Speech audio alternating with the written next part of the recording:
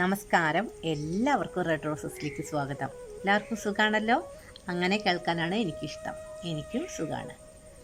ഞാൻ കുറേ പൂക്കൾ ഇവിടെ ഇങ്ങനെ നട്ടായിരുന്നു.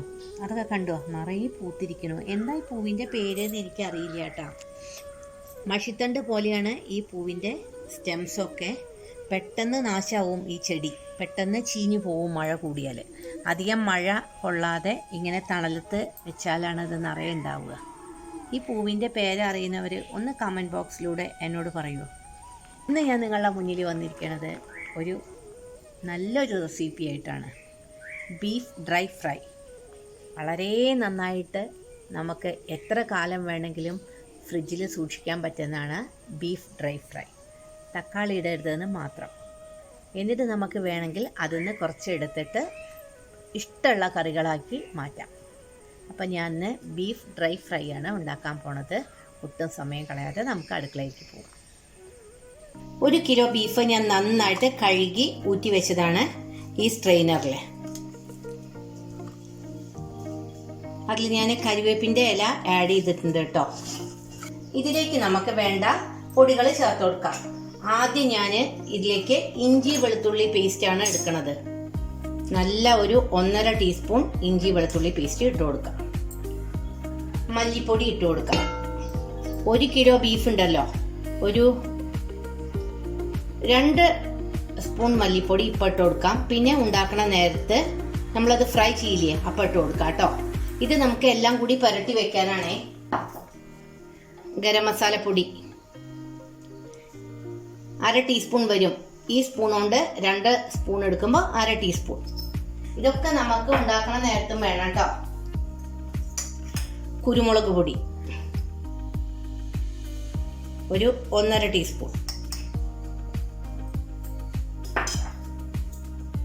മുളക് പൊടി ഞാൻ ഇതിന് പച്ചമുളക് ഉപയോഗിക്കുന്നില്ല, മുളക് പൊടിയാണ് ഉപയോഗിക്കുന്നത്. മുളക് പൊടിയും കുരുമുളക് പൊടിയും ഉപയോഗിക്കുമ്പോൾ നല്ല ബ്ലാക്ക് കളർ വരും ഇത് വരട്ടുമ്പോൾ. 3 ടീസ്പൂൺ മുളക് പൊടി എടുക്കുന്നുണ്ട്.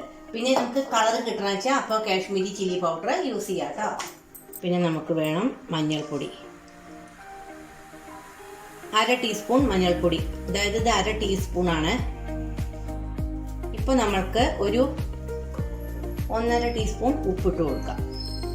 പിന്നെ നമുക്ക് നല്ല ജീരകവും പെരിഞ്ജീരകവും കൂടിയിട്ട് വറുത്ത് പൊടിച്ച് വെച്ച പൗഡറാണ്. അത് നമുക്ക് കുറച്ച് ആവശ്യമുണ്ട്. അത് നമുക്ക് ഇപ്പം കുറച്ച് ഇട്ട് കൊടുക്കാം. പിന്നെ ഉണ്ടാക്കുന്ന സമയത്ത് ഇതെല്ലാം കൂടി നമുക്കൊന്ന് മിക്സ് ചെയ്തെടുക്കാൻ കുറച്ച് വെളിച്ചെണ്ണ ഒഴിക്കും. ഇതിൽ വെളിച്ചെണ്ണ ഒഴിച്ചു കൊടുത്താൽ നമുക്ക് 2 ഉപകാരമുണ്ട്. കുക്കറിൽ വെക്കുമ്പോൾ അടി പിടിക്കില്ല. പിന്നെ ഇത് എല്ലാം കലരാൻ വെള്ളത്തിൻ്റെ ആവശ്യമില്ല. നമ്മൾ ഈ കഴുകി വെച്ചാൽ തന്നെ ഇപ്പോൾ കുറച്ച് വെള്ളത്തിൻ്റെ ആവശ്യം ഉണ്ടാവില്ല. കുറച്ച് വെള്ളം ഇതിൽ ഒഴിച്ചു കൊടുക്കേണ്ട ആവശ്യമുള്ളൂ. നമ്മൾ ഡ്രൈ ആക്കല്ലേ ഇത് നന്നായിട്ട് നമുക്ക് ഒന്ന് മിക്സ് ആക്കിയതിന് ശേഷം ഒരു 1/2 മണിക്കൂർ അവിടെ റെസ്റ്റ് ചെയ്യാൻ വെക്കാം. ഭയങ്കര ടേസ്റ്റാണ് ഡ്രൈ ബീഫ്. ഇത് ഉണ്ടാക്കിയിട്ട് നമുക്ക് കുറച്ച് കറിയാക്കാനൊക്കെ എടുക്കാം. പിന്നെ ഞാൻ ഇത് ഇരുമ്പ് ചീനച്ചട്ടിയിലാണ്, കണ്ടോ, ഇത് ഇരുമ്പ് ചീനച്ചട്ടിയാണ്. ഇതിലാണ് ഞാനിത് ഉണ്ടാക്കണത്. അപ്പോൾ നല്ല ടേസ്റ്റ് കിട്ടും. നന്നായിട്ട് ഡ്രൈ ആവും ചെയ്യും. ഇനി ഇതിവിടെ ഒരു 1/2 മണിക്കൂർ ഇരിക്കട്ടെ. നമുക്കിതൊന്ന് അടച്ചു വയ്ക്കാം. അപ്പോൾ അത് 1/2 മണിക്കൂർ പണ്ട് 1 മണിക്കൂറായി. മസാലയൊക്കെ കണ്ടോ നന്നായി പിടിച്ചു. നമുക്കത് കുക്കറിലേക്ക് ഇട്ട് കൊടുക്കാം. നല്ല ഡ്രൈ ആയിട്ട് ഇരിക്കുന്നുണ്ടല്ലേ. അങ്ങനെ ബീഫ് ബിരിയാണി ഉണ്ടാക്കിയാൽ നല്ല ടേസ്റ്റ് ആട്ടാ. ബീഫിന് എന്തായാലും ഒരു 8 വിസിലോളം വരണം. അപ്പോൾ ഇത്ര വെള്ളം മതി. ഇനി നമുക്കത് അടച്ചു വെച്ചിട്ട് വേവിക്കാം. എപ്പോഴും അടി കട്ടിയുള്ള കുക്കർ ഉപയോഗിക്കണം കേട്ടോ. സ്റ്റീലിൻ്റെ കുക്കറാണെങ്കിൽ അടിപൊളിയായി. അപ്പം ആദ്യം നമുക്ക് ഹൈ ഫ്ലെയിമിൽ വെച്ച് കൊടുക്കാം. പിന്നെ അത് ലോ ഫ്ലെയിമിലാക്കാം വിസിൽ വന്നു കഴിഞ്ഞ്. അപ്പം ഇതൊന്ന് നന്നായിട്ട് വേവട്ടെ. അതിനുള്ള സാവകാശം നമുക്ക് കുക്കറിന് കൊടുക്കാം. അപ്പം നമ്മുടെ ബീഫ് എങ്ങനെ വെന്തു നമുക്ക് നോക്കാം. നമ്മുടെ ബീഫ് ഇതാ നന്നായിട്ട് വെന്തിരിക്കണം കേട്ടോ. ഇനി നമുക്ക് ഇത് വരട്ടിയെടുക്കാം. അപ്പം ഞാൻ ഈ ഇരുമ്പ് ചീനച്ചട്ടിയിലാണ് ഉണ്ടാക്കുന്നത് നേരത്തെ പറഞ്ഞില്ലേ. അതിലേക്ക് നമുക്ക് നല്ല വെളിച്ചെണ്ണ ഒഴിച്ചു കൊടുക്കാം. വെളിച്ചെണ്ണ ഒന്ന് ചൂടാവട്ടെ. ഇതിലേക്ക് നമുക്ക് കുറച്ച് കടുക് ഇട്ട് കൊടുക്കാം കേട്ടോ.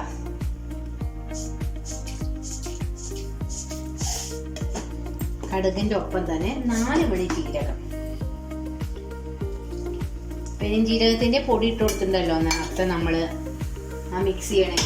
നല്ല ജീരകത്തിന്റെ പൊടി ഞാൻ ഇട്ട് കൊടുത്തിട്ടുണ്ട് കേട്ടോ.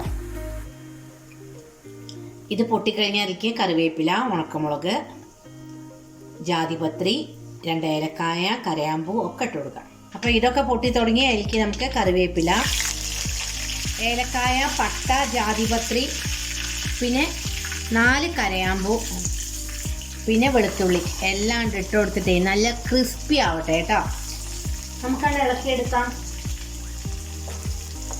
ഇതെല്ലാം മൂത്ത് കഴിഞ്ഞാൽ നമുക്ക് ഇതിലേക്ക് സവാള ഇട്ട് കൊടുക്കാം. ഇതിലേക്ക് ഈ സവാള ഇട്ട് കൊടുക്കാം.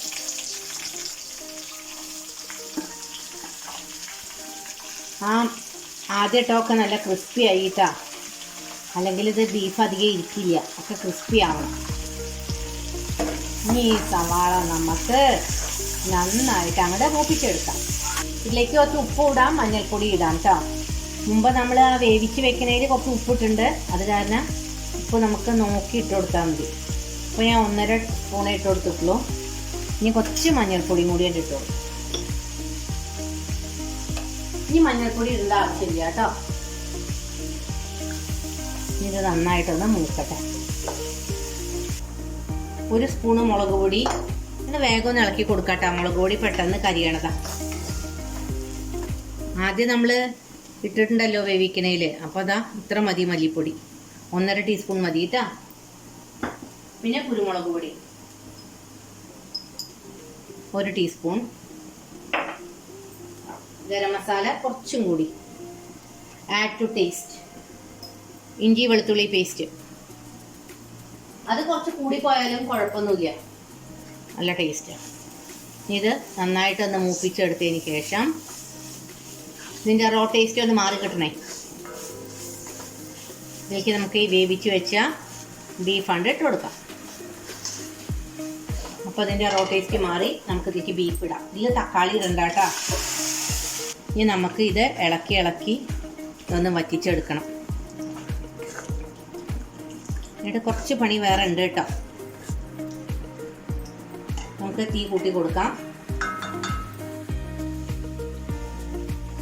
ഈ ബീഫ് കണ്ടോ നല്ല കറുപ്പ് കളർ വന്നു തുടങ്ങി. ഇനി ഇതൊന്നും കൂടി ഡ്രൈ ആവണം കേട്ടോ.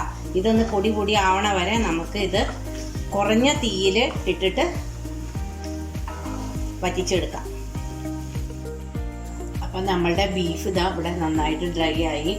ഇതിലേക്ക് ഈ ജീരകപ്പൊടി, പെരുംജീരകത്തിൻ്റെ പൊടി, അതായത് നല്ല ജീരകവും പെരുംജീരകത്തിൻ്റെയും പൊടി കണ്ട് ഇട്ട് കൊടുക്കാം. ഇതിട്ട ഒരു പ്രത്യേക മണമാണ് കേട്ടോ.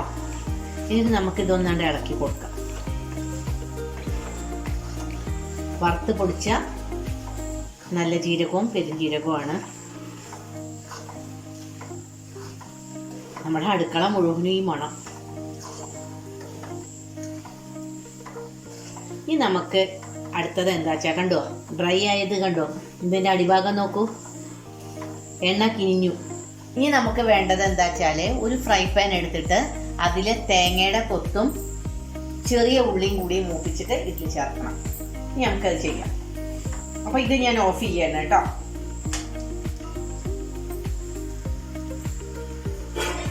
അപ്പോൾ ഇതിലേക്ക് ഞാൻ തേങ്ങ ചെറുതായിട്ട് അരിഞ്ഞ തേങ്ങാക്കൊത്ത് ഇട്ടിട്ട് ആദ്യം ഒന്ന് മൂപ്പിച്ചെടുക്കാം കേട്ടോ.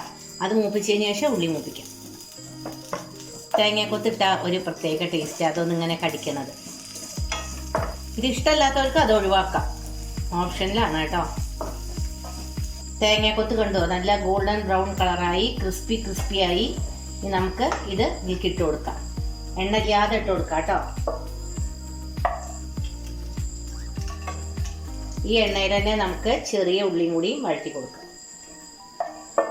ഈ ചെറിയ ഉള്ളിയും കൂടി തന്നെ വഴറ്റി അതിലിട്ട് കഴിഞ്ഞാൽ അടിപൊളിയായി. അപ്പം ഞാൻ അതിൽ സവാളയും ചെറിയ ഉള്ളിയും യൂസ് ചെയ്തിട്ടുണ്ട് കേട്ടോ. ഇതിന് പ്രത്യേക മണവും സ്വാദുമാണ്. അപ്പം നമ്മളുടെ ചെറിയ ഉള്ളി നന്നായി മൂത്തു. ഇത് നമുക്ക് ഇതിലേക്ക് ഇട്ട് കൊടുക്കാം. എല്ലാം കൂടി കണ്ടോ ഒന്ന് മിക്സാക്കാം. അപ്പം നമ്മളുടെ ഡ്രൈ ബീഫ് ഇവിടെ റെഡിയായി. ഇത് എത്ര ദിവസം വേണമെങ്കിൽ ഇരിക്കും. ഇത് തണുത്തതിന് ശേഷം നമുക്ക് ഒരു പാത്രത്തിലേക്ക് മാറ്റിയിട്ട് ഫ്രിഡ്ജിൽ വയ്ക്കും. കേടുവരാതെ ഇരിക്കണം വെച്ചാൽ തക്കാളി ഇടാഞ്ഞാൽ മതി. പിന്നെ ഉള്ളി നല്ല ക്രിസ്പി ആയിട്ട് മൂക്കും വേണം. എത്ര ദിവസം വേണമെങ്കിലും ഇത് ഇരിക്കും. കുറച്ചായിട്ട് നമുക്ക് വേണമെങ്കിൽ ഏത് തരത്തിലുള്ള കറി വേണമെങ്കിലും ഇത് വയ്ക്കാം. എല്ലാവരും ഇത് ട്രൈ ചെയ്തോളൂ. നമുക്ക് പുതിയ വീഡിയോ ആയിട്ട് അടുത്ത് തന്നെ കാണാം. എല്ലാവർക്കും നല്ലത് വരട്ടെ. നിങ്ങൾക്ക് എൻ്റെ ഈ വീഡിയോ ഇഷ്ടപ്പെട്ടോ? വീഡിയോ ഇഷ്ടപ്പെടുകയാണെങ്കിൽ നിങ്ങളെല്ലാവരും എന്നെ പ്രോത്സാഹിപ്പിക്കണം. ഞാൻ ഇപ്പോൾ ഒന്ന് ഉണ്ടാക്കിയ ബീഫ് ഡ്രൈ ഫ്രൈ വളരെ എളുപ്പമാണ് ഉണ്ടാക്കാൻ. അത് നമ്മൾക്ക് ഇങ്ങനെ തന്നെ ഉപയോഗിക്കുകയും ചെയ്യാം. ഒരു ദിവസം നമുക്ക് ഒരു കറി വെച്ചിട്ടില്ലെങ്കിലൊക്കെ നമുക്കത് എടുത്ത് ചൂടാക്കി ഉപയോഗിക്കാൻ പറ്റും. ചുരുങ്ങിയത് അത് 1-1.5 മാസം കേടുവരാതെ ഇരിക്കുകയും ചെയ്യും. അതിൽ നനഞ്ഞ സ്പൂണൊന്നും ഉപയോഗിക്കരുതെന്ന് മാത്രം. ഡ്രൈ ആയിട്ടുള്ള കയ്യിലോ സ്പൂണോ ഉപയോഗിക്കാവൂ, അല്ലെങ്കിൽ അതിൽ ഫംഗസ് വരും കേട്ടോ. അപ്പോൾ നമുക്ക് ഇനി പുതിയ വീഡിയോ ആയിട്ട് അടുത്ത് തന്നെ കാണാം. എല്ലാവർക്കും നല്ലത് വരട്ടെ. ശുഭദിനം ആശംസിക്കുന്നു.